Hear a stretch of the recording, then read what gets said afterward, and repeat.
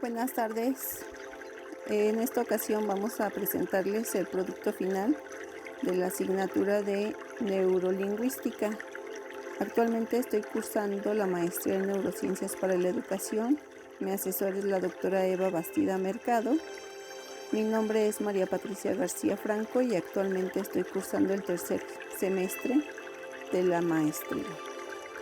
Les voy a iniciar por comentar que la neurolingüística, para tener una mejor comprensión de lo que es este concepto, podemos explicar que el cerebro se encuentra dividido en dos mitades que a simple vista son idénticas, las cuales reciben el nombre de hemisferio izquierdo y derecho. El primero es el que utilizamos mayormente cuando estamos creando algo. El segundo, el que se ocupa de las cuestiones lógicas y suele presentar una mayor actividad cuando estamos hablando o estudiando matemáticas. Cada una de estas mitades se encuentra formada por 4 lóbulos: el lóbulo frontal, que controla los movimientos; el lóbulo parietal, que realiza la asociación entre diferente información; el lóbulo temporal se encarga de la capacidad auditiva y de procesar las relaciones temporales; y el lóbulo occipital, que se encarga de procesar la información gráfica y la comprensión de la lengua escrita.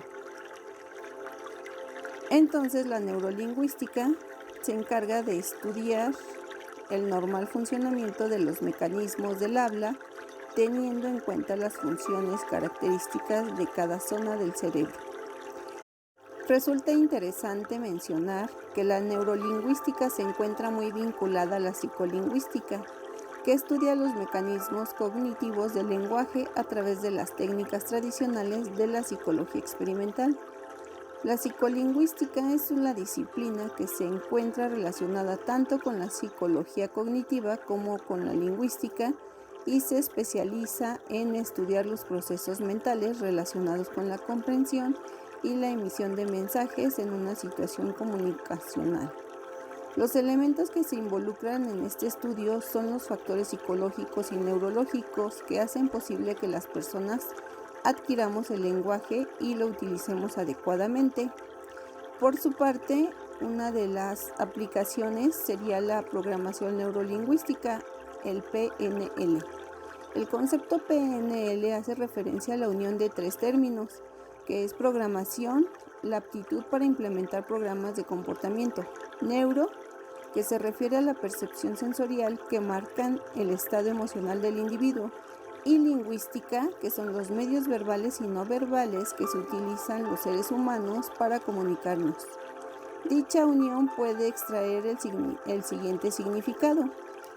La programación neurolingüística no es un concepto exclusivo de los ordenadores. Se refiere a un tipo de terapia a través del cual se puede comprender la forma en la que la persona procesa los datos que integran en su cerebro a través de las experiencias sensoriales. Es decir, a través del PNL se puede conocer una información y trabajar con ella, consiguiendo que la persona cambie aquello que no es saludable por nuevas formas de entender una misma situación. Es un término que se encuentra asociado a terapias como hipnosis y su objetivo es lograr modificar un recuerdo negativo por otro que genere cierto placer. Cambiar la dirección en el que una persona entiende un determinado hecho para que éste no le cause dolor o ansiedad. Ahora hablaremos de lo que es la ontogenia del lenguaje.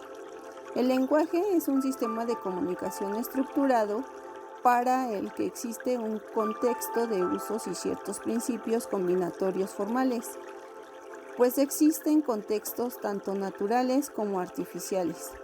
Desde el punto de vista más amplio del lenguaje, indica una característica común: el hombre y los animales para expresar sus experiencias y comunicarlas a otros mediante el uso de símbolos, señales y sonidos, registrados por algunos órganos de los sentidos. Sin embargo, el ser humano emplea el lenguaje complejo que expresa consecuencias sonoras y signos gráficos. Los animales, por su parte, se comunican a través de signos sonoros y corporales, que en muchos casos distan de ser sencillos. El lenguaje humano se debe a adaptaciones evolutivas que se dan exclusivamente en seres humanos de la especie Homo sapiens.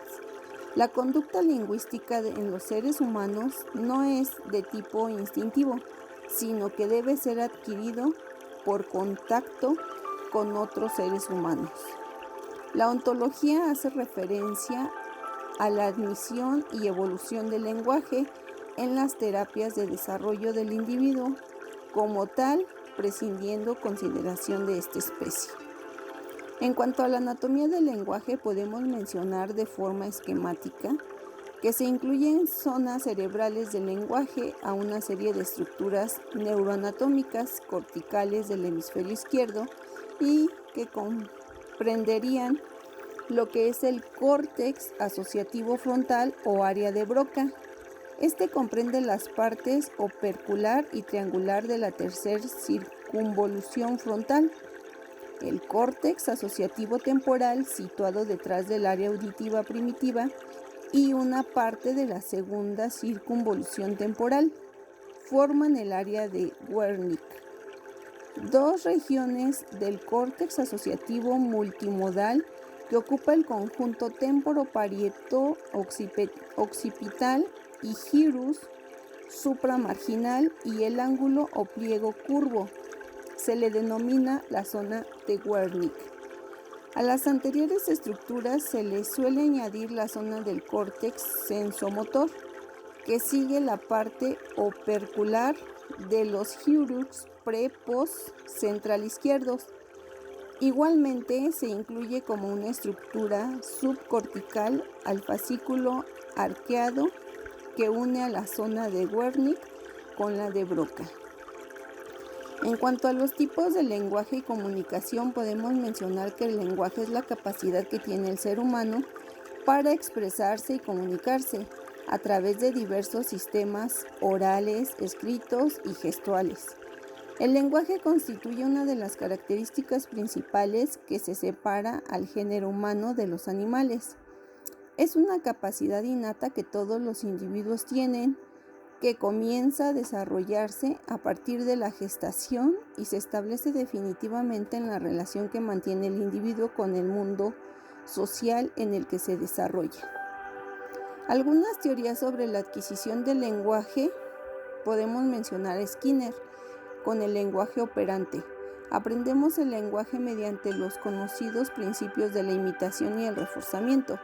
Y también podemos mencionar a Chomsky con la gramática universal innata. En la lingüística, Noam Chomsky afirma que los niños están biológicamente predispuestos a aprender palabras y el uso de la gramática. Los primeros años de vida son esenciales para conseguir un buen dominio de la gramática. Nacemos con el equipo necesario y el sistema operativo. Las experiencias aportan los programas. Así es que en cuanto a la comunicación, somos primordialmente seres sociales, en este sentido de que pasamos la mayor parte de nuestras vidas con otras personas. La comunicación también se considera como el acto por el cual el individuo establece con otro un contacto que le permite transmitir información, y la comunicación interviene en diversos elementos que pueden facilitar o dificultar el proceso.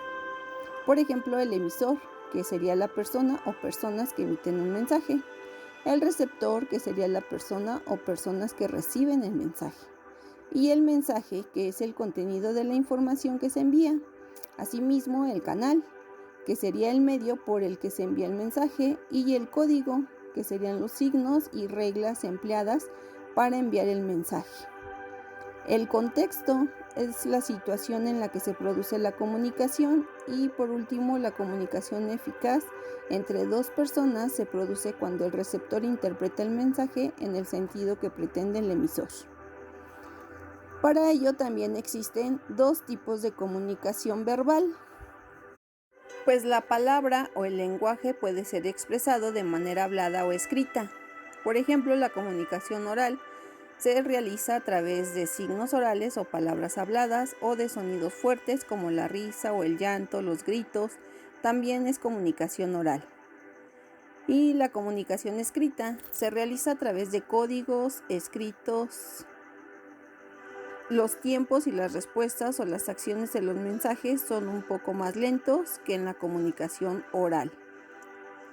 También tenemos lo que es la comunicación no verbal.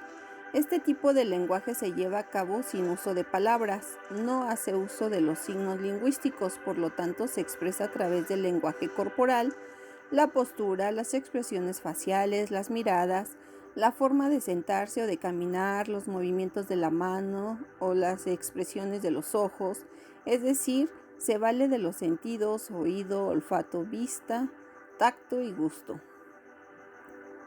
A través de nuestras expresiones faciales y el lenguaje corporal, podemos transmitir un mensaje de serenidad, felicidad, agrado, desagrado, molestia, tristeza, enfado, entre otros. También está el lenguaje de señas. Este lenguaje sirve para que los sordos puedan hacer algún tipo de comunicación con personas sordas o también con personas que no son sordas. A manera de conclusión, puedo comentarles que la neurolingüística es un proceso en el cual se comprenden los mecanismos y se logra entender el funcionamiento de nuestra comunicación, tanto en lo oral como en lo escrito. Así, esta disciplina es esencial para poder entender, entre otros, la evolución comunicativa del hombre, que trata problemas del habla, así como superar o reforzar la comunicación en pacientes con lesiones cerebrales, y que no hay que olvidar que el lenguaje está inevitablemente relacionado con nuestro cerebro, teniendo en cuenta que nuestro habla se produce en base a varias y diferentes zonas de nuestro cerebro. Cabe destacar que la neurolingüística es una disciplina esencial que ayuda a comprender un poco más cuáles son las lesiones que causan las afasias. Esta disciplina elaborará tratamientos y terapias capaces de reeducar, restablecer y rehabilitar todas las funciones perdidas debido a cualquier tipo de lesión. En cuanto a la neurolingüística, también es importante hablar de la programación neurolingüística. Aunque al escuchar el término pensemos automáticamente en ordenadores, no se refiere del todo a ello. Esta programación neurolingüística es un modelo del funcionamiento de nuestra mente y nuestra percepción, y así como fueran ordenadores, percibimos y procesamos la información en nuestro cerebro. Esta programación neurolingüística intenta tomar modelos universales de comunicación y de percepción para poder aplicarlos en temas más diversos, tales como aprendizaje, superación del estrés, gestión de conflictos, etc. Pues por mi parte esto es todo. Muchas gracias, agradezco su atención.